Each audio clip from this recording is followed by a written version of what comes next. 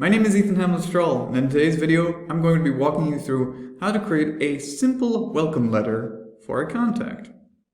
This sample will walk through a few of the features that DocumentsCorePack has to offer, including dynamic aggregation, tables, advanced string fields, and hyperlink fields. This video serves as a visual guide to a sample template that we offer on our website. If you'd like a link to that and more, please consider checking out the video description down below. Now then, let's get started. So, here we are in the beginning of our template. As you can see, we've already got some text in our template, but what is missing is our fields, which are denoted by these X's here that you see dotted throughout the template. Before we get into creating the template, we should ask ourselves, what is the purpose of this template? As mentioned, this is going to be a simple welcome letter for a contact. So it's going to address the customer, give a little bit of a summary, an outline, and of course it's going to have a signature from our owning user. This is going to be sent to this customer in order to greet them warmly. To show you what we're aiming for here, you can see on screen an example document that I've already got generated. This is the goal that we're trying to shoot for. You can see that we already have our text here. You saw earlier that we already have a little bit of our sample text that we wanted to include for our welcome letter. But this is what it looks like with everything already in place. We have our contact's name, last name, and other general info, including their address and parent company. We've got our date field up here, and we've got our services are used by 81 companies like yours. This is what we're going to be trying to aim for here when creating this template in this video. The information might look a little bit different, but generally, this is what we're trying to shoot for. So, to start creating this template, there's two things that we need to do first. As always, we need to make sure we check the type up here. The type is very important as it will denote what kind of fields are listed down here below.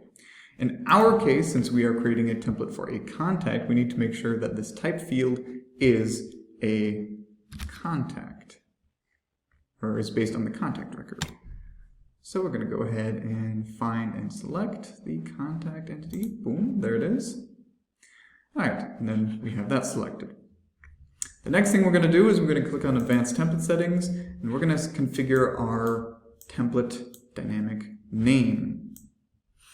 This is always helpful for generating documents, so that way they don't have some sort of generic standard name.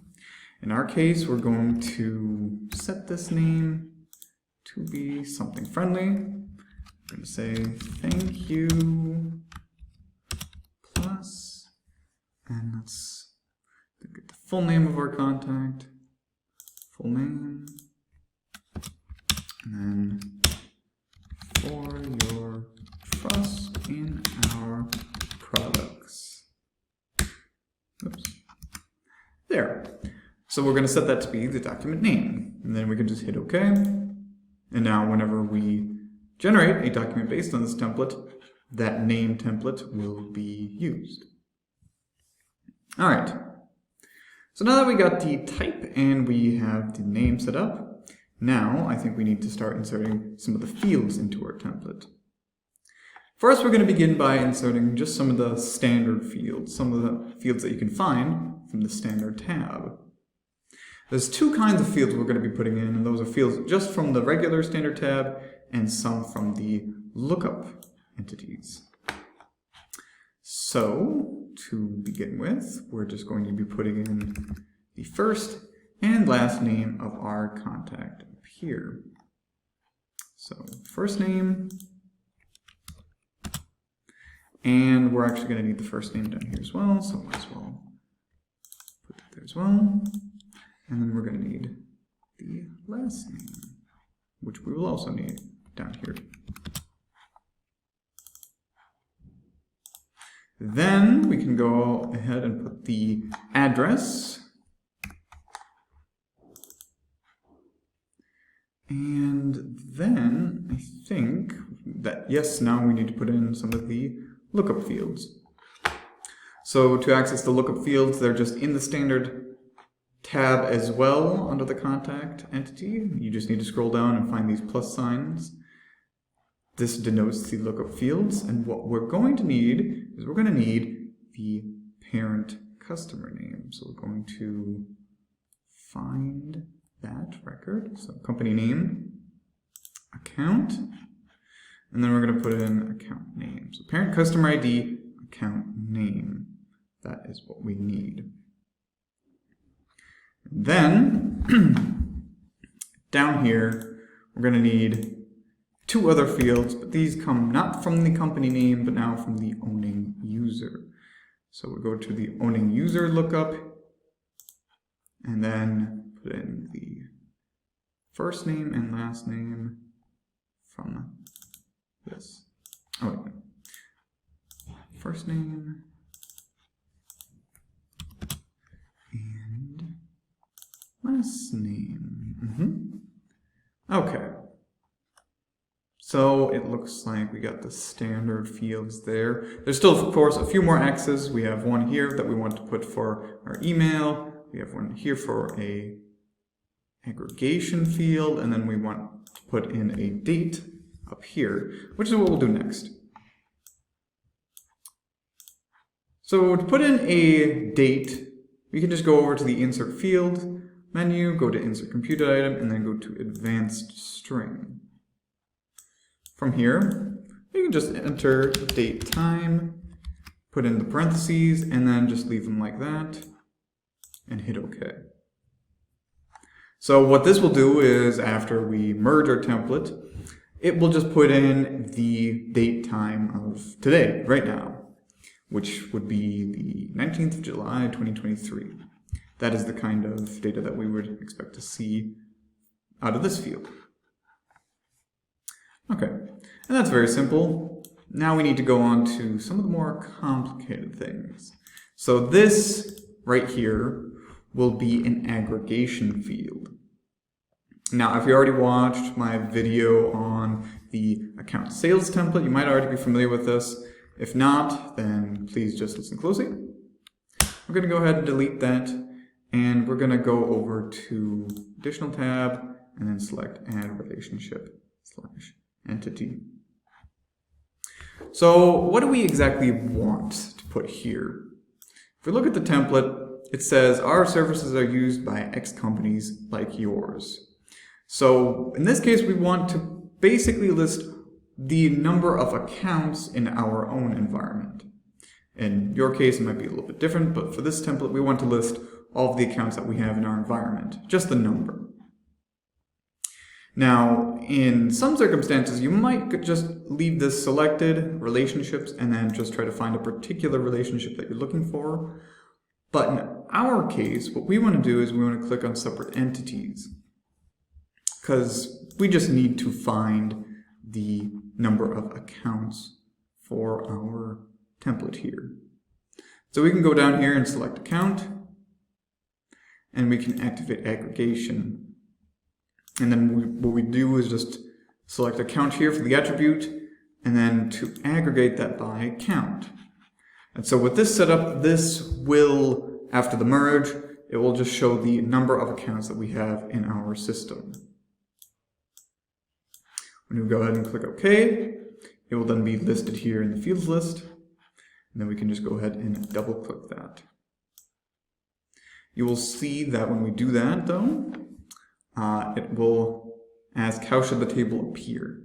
Now in this case, we do not want a table to appear. We just want to insert the field from the first related record without a table. So this will just show the field with the number of accounts in our system. So we just hit OK, and then it's inserted. Okay, so the last field that we need to include would be this. This will be our hyperlink field that we want to include. What we want to do is we want to basically put in a hyperlink to our email from our owning user. To access the hyperlink field, we can just go down to Insert Field down here, expand that, Insert Computed Item, and Hyperlink. So you'll see that this little window will pop up, and I've just realized I've actually done the exact wrong thing to do here. But this will serve as a little bit of a lesson. What we want is we actually want to include an email from the standard fields. Right now it's only showing the account field from our account table. That's because when we have the additional tab selected and then go to insert a hyperlink field from there, it will give us only the fields from this table. So I'm going to go ahead and cancel. I'm going to go to standard this time.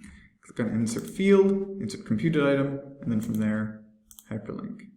There we go, now we have the fields list that we want.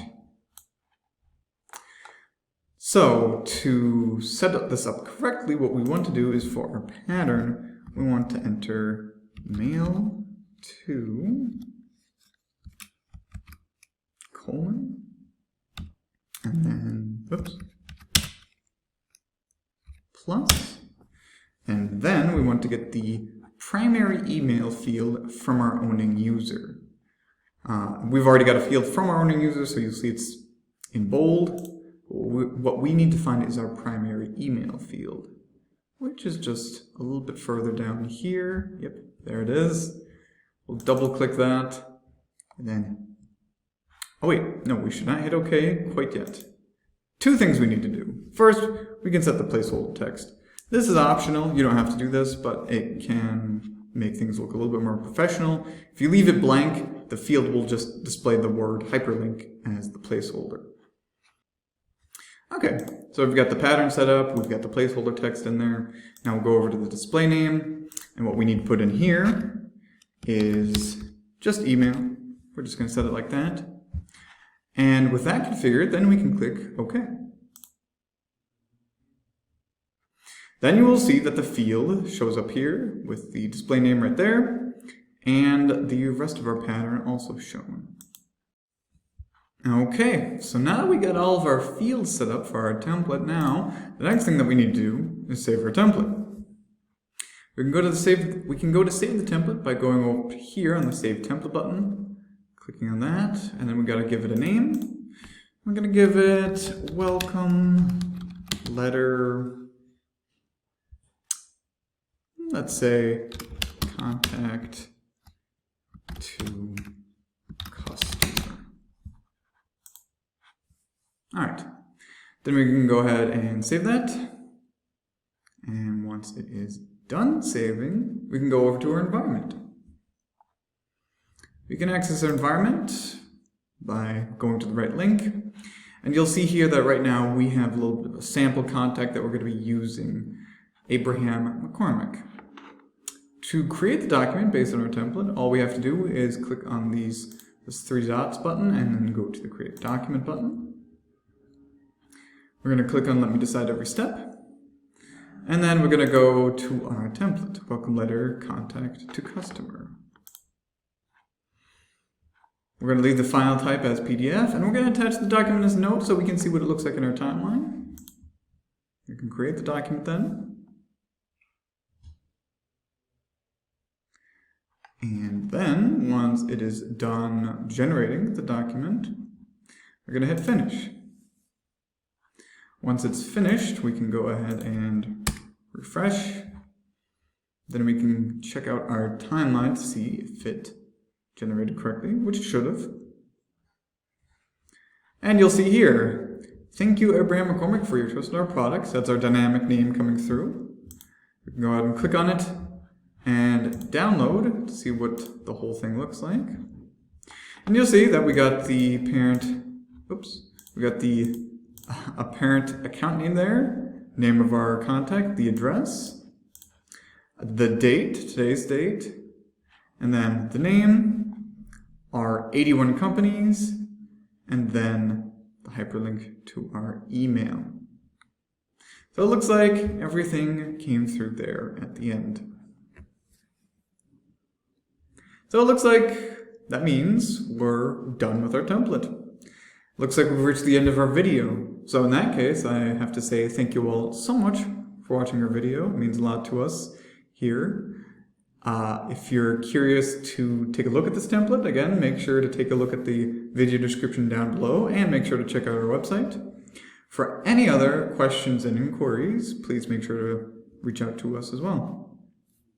Please look forward to other videos on other topics related to DocumentsCorePack in the near future. So thank you all once again for watching, and we'll see you next time. Bye-bye.